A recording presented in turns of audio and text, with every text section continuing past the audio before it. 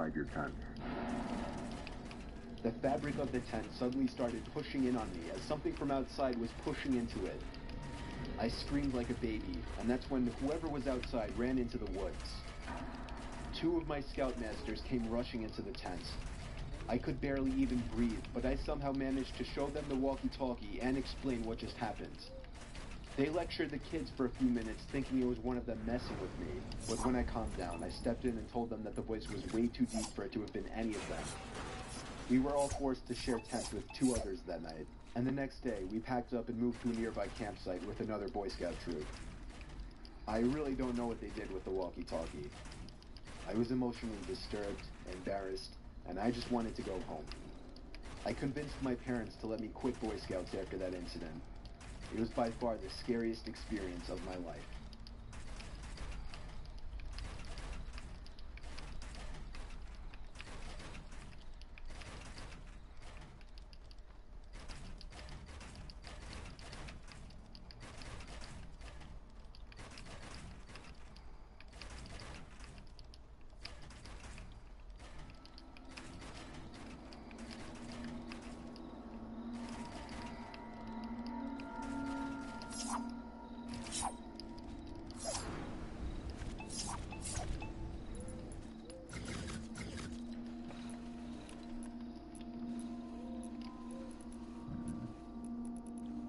In 2010, I went to a summer camp called Camp Ernst that my parents signed me up for.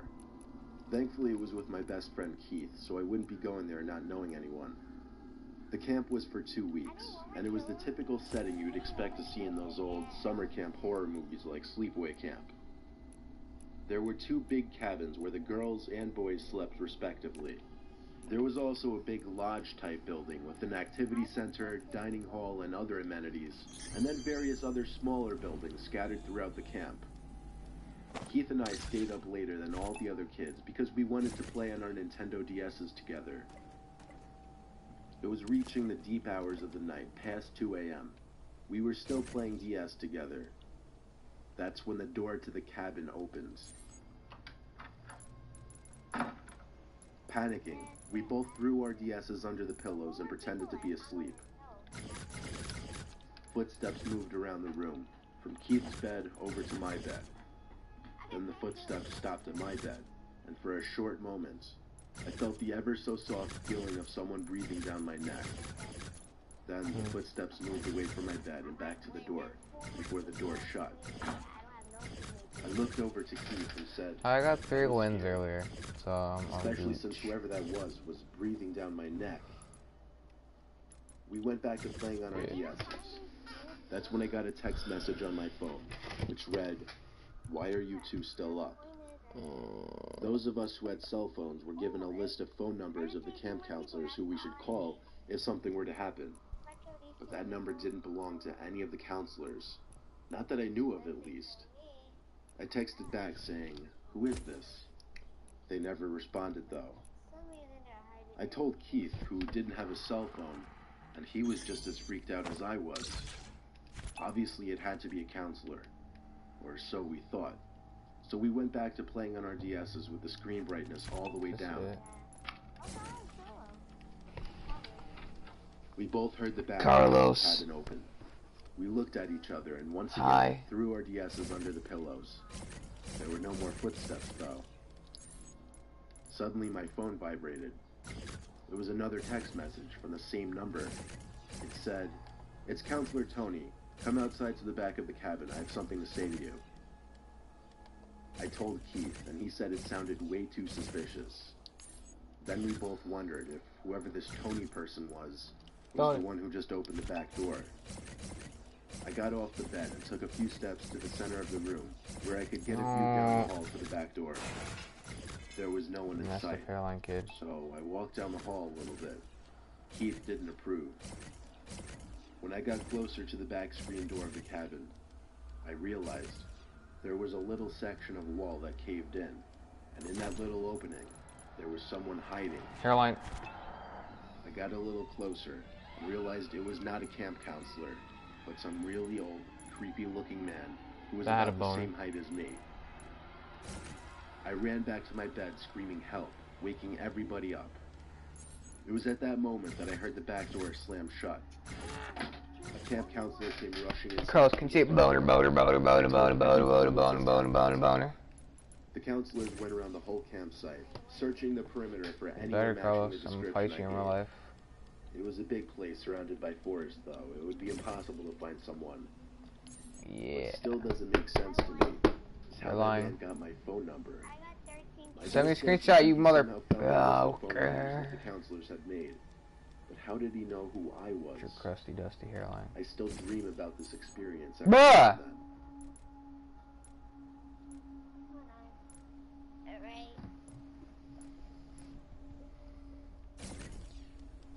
I was just Telling me I 13. cannot It place. was my first and last year at a teenager summer camp, which was basically a traditional summer camp Oh my god, you have for a crusty, teens dusty aged hairline. 13 to 16.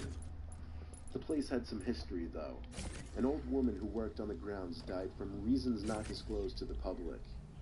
The old woman was one of the former cafeteria workers, Miss Graham. Well, I'll keep this short. It was one of those nights that my brain just hated me and was basically telling me, you're not getting any sleep tonight.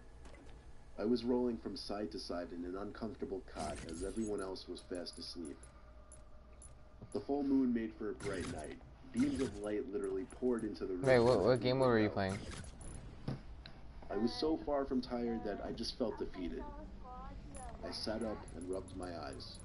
And when I opened them again, I noticed the light from the window straight across from me was blocked by something. I gasped when I saw what was blocking the light. It was a person's head. It looked like an older woman with a red cap on. What the hell is this lady doing? I thought to myself.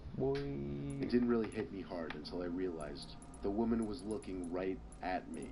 What the Like her eyes were locked onto mine. When I saw this, I flipped on my side and pretended to be asleep. Or maybe I just wanted to hide under the covers like a baby. I gave it a minute before I dared look back at the window. She was gone.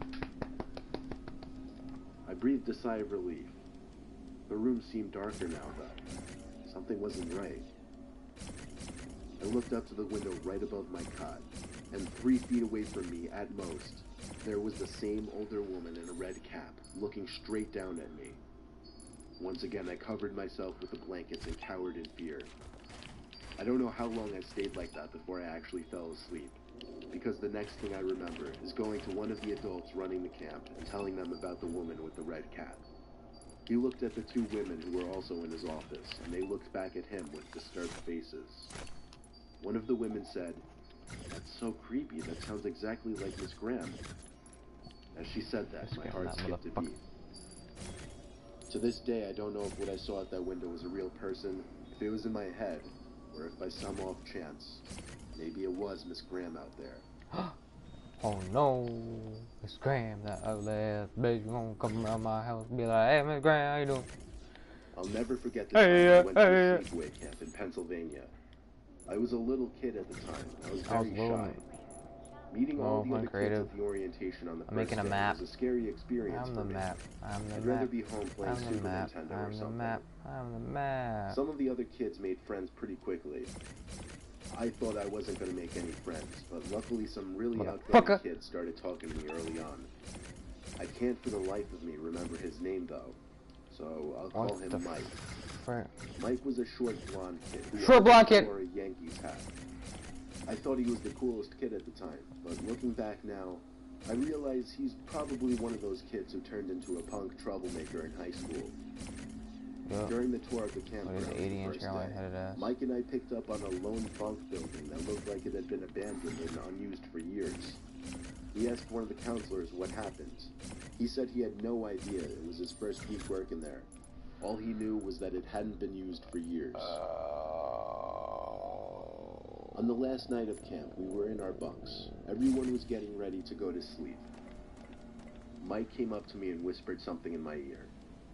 He wanted to sneak over to that abandoned bunk just for the fun of it and see what's inside. I wanted to seem cool to Mike since I, for whatever reason, looked up to him, so I agreed. When everyone was asleep, we went outside and kept close to the bunk. We waited until the lights in the counselors' bunks were out, which wasn't long since it was already late. Then we ran down the pavement leading through the counselors' bunks towards the abandoned bunk building. My heart was racing the whole time. I wasn't built to be doing mischievous things like this, not at that age at least. Mike led the way until we were by the door of the abandoned bunk. The front door was boarded up, which is one of the reasons why it caught our attention initially anyway. So we had to go through one of the windows, which, wouldn't you know it, there was one that was completely busted open already.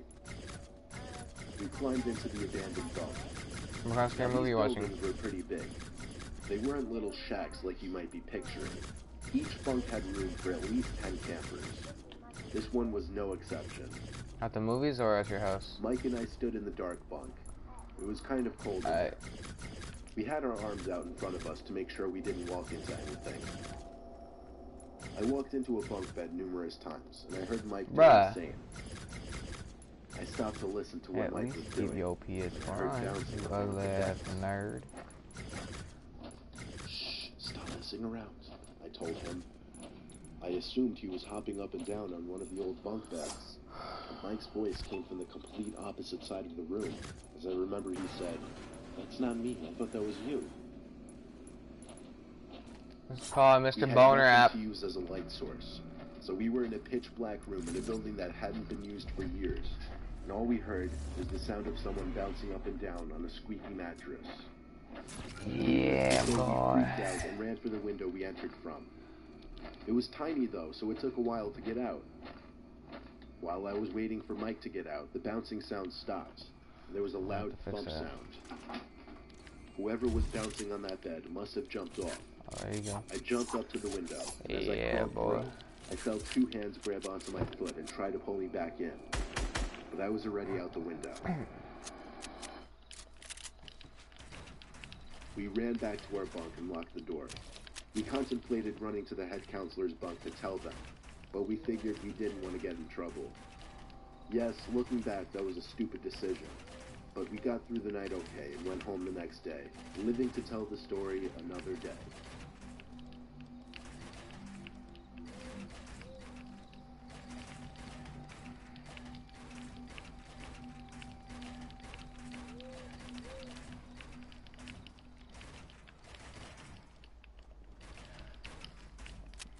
I'm actually looking forward to one with wanting kids. So let's go do that. Latest stream.